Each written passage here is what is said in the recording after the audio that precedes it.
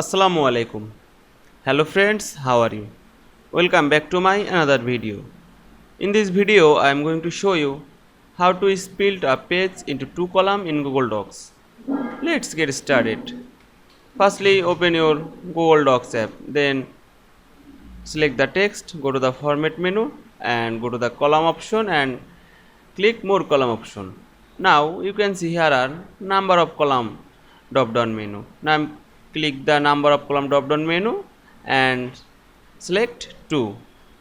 You can increase or decrease spacing inches.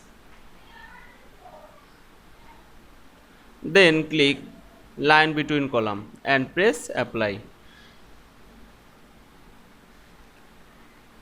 Now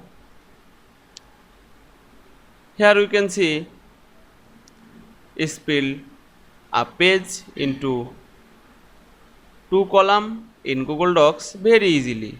I hope you enjoyed my video. Please like, comment, share and subscribe my channel. Thanks for watching.